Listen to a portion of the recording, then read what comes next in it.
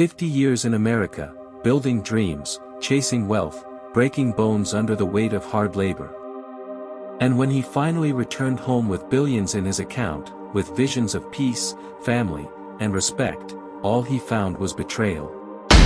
This is the story of how a U.S. billionaire became a beggar in the very land he called home.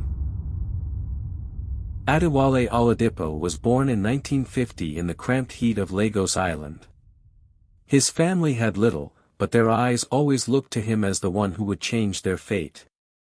His father traded with little profit, his mother sewed clothes late into the night to keep food on the table. Adewale grew up with the weight of expectation pressing against his young shoulders. He was the first son, the one meant to break the cycle. And he believed it. There was fire in his eyes even as a boy, a hunger larger than the narrow streets that raised him. By the age of 20, Lagos could no longer contain him. The jobs were scarce, the market suffocating, and the dreams inside his chest too loud to silence. When the opportunity to travel to America came, he clutched it tightly. His mother cried as she wrapped his face in her hands. She pressed her lips to his forehead and whispered prayers he would carry across oceans. "My son, go and make something of this life. But do not forget your people. Do not forget the soil that raised you." He swore to her that he would return, and when he did, their name would be remembered with honor. That promise was his anchor as he boarded the plane, his borrowed coat hanging loose on his thin frame, his single suitcase rattling by his side. He landed in New York with nothing but hope and desperation.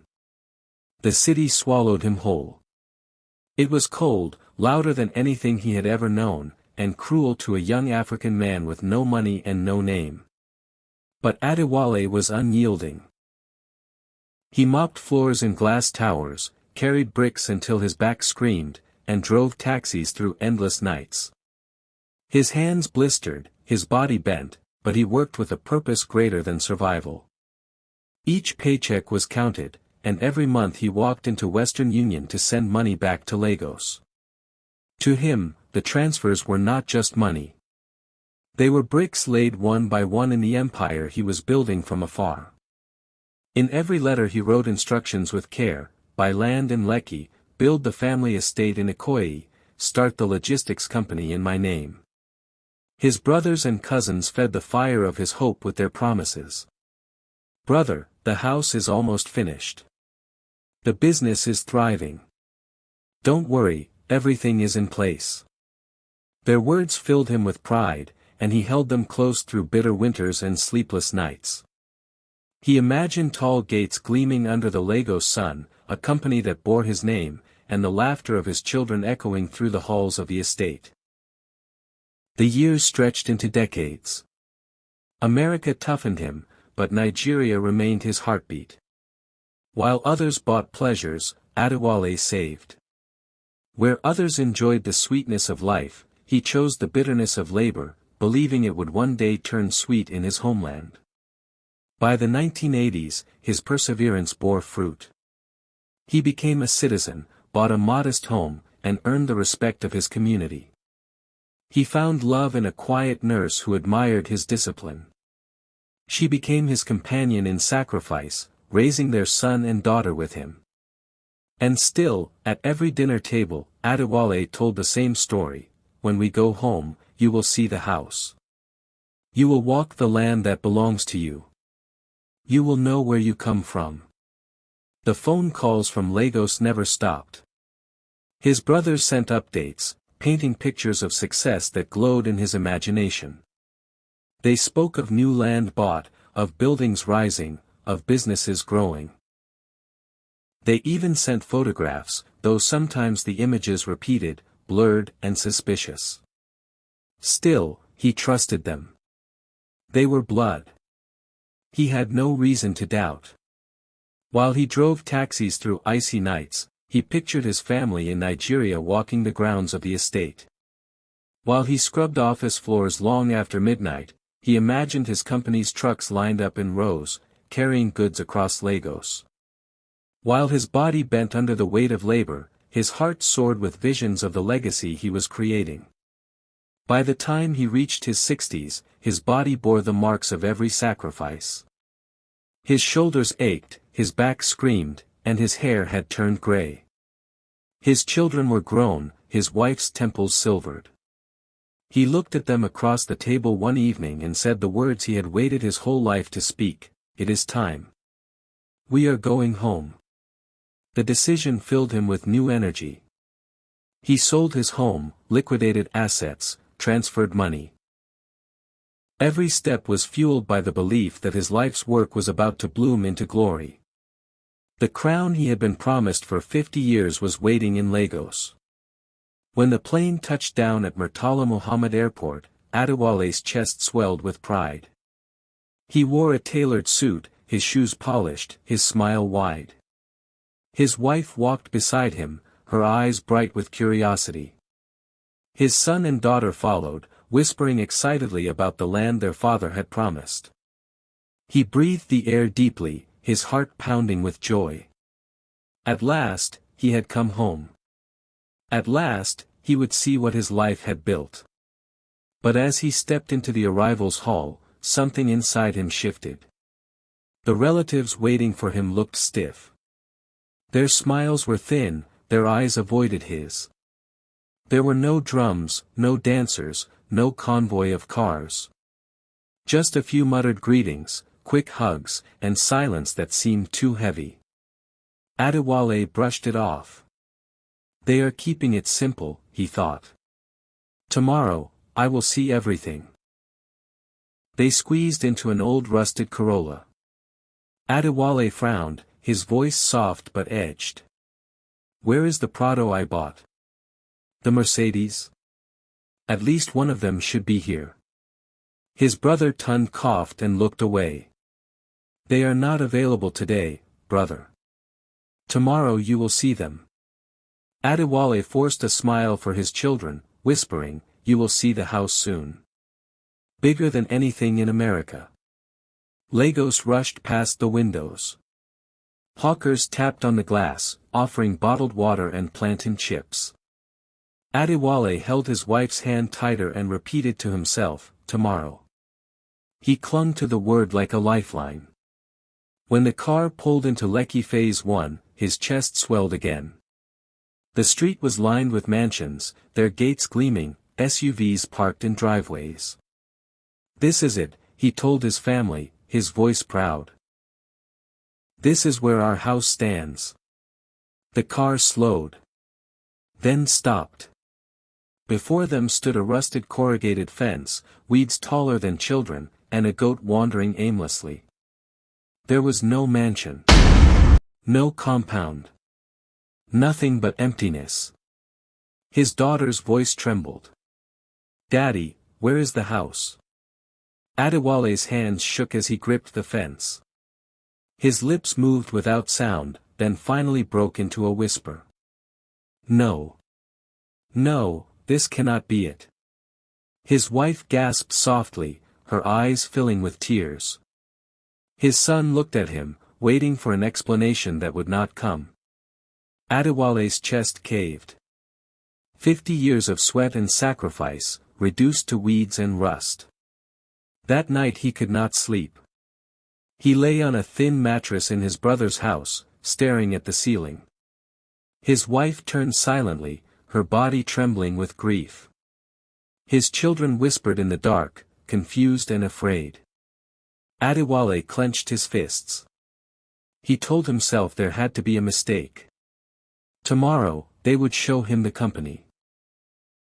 Tomorrow, he would see what had been built. Tomorrow, his dream would still be alive. The next morning, Kunnel led him through a crowded market. Hawkers shouted prices, women balanced basins on their heads, and buses roared. Sweat soaked Adewale's shirt, but he held his head high. "You will see," he told his children. "This is what I built." They stopped before a peeling building between two small shops. The paint was chipped, the sign faded. Inside, a broken desk leaned against the wall. A single young man sat on a stool, scrolling through his phone.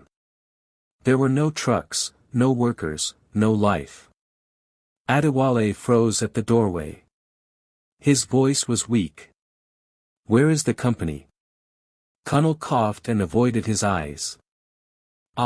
Business is not easy here. Times are hard. We tried, but inflation, government policies." Adewale's voice cracked, rising in fury. "Do not lie to me. Where are the warehouses? Where are the offices? Where is the empire I built with my sweat?" His son tugged his sleeve, whispering, "Daddy, let's go." His wife's eyes brimmed with tears. The young man behind the desk looked up, startled, as though even he didn't know what this place was meant to be. That evening, Adewale demanded a meeting. He sat at a wooden table in Tun's compound.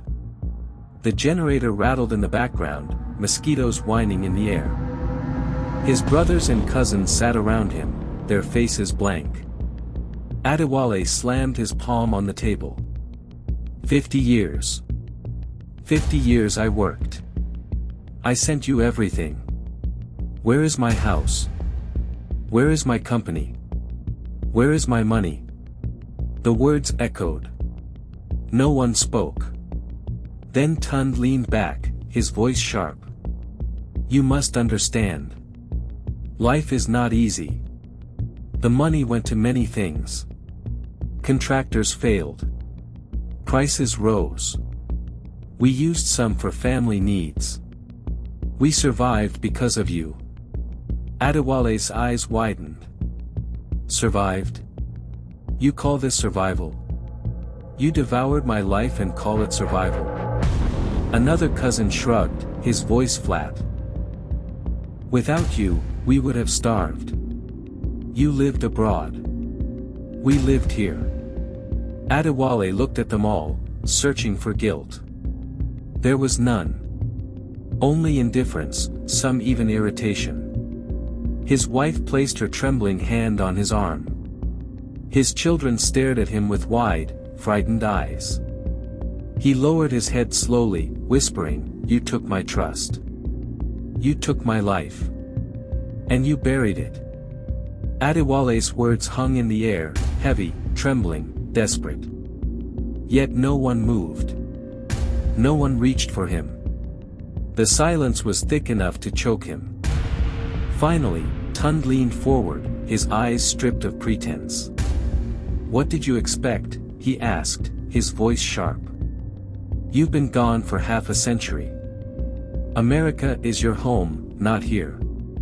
You sent money, yes. We spent it. We had families to feed. We had lives to live. Did you think we would build palaces while our children starved?" The words landed like blades. Adewale's lips parted, but his voice refused to come. He stared at the brother he had trusted most, the one who was meant to guard his legacy, and all he saw was a stranger. Connell smirked, his tone dripping with disdain. "Let us stop pretending, uncle. You worked. We ate. Why should we kill ourselves here when you were sending dollars every month? You thought you were building an empire. But you were only filling our bellies."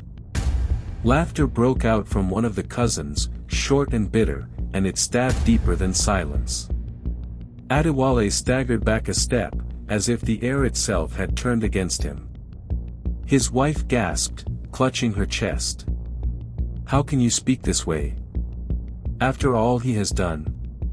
After all he gave you." Her words trembled, but their faces remained unmoved. The men around the table looked at Adewale not with guilt, but with something colder, irritation that he had returned to demand accountability. His chest heaved. His breath came in shallow bursts. "You mean," he whispered, his voice breaking, "you never built anything? You never planned to?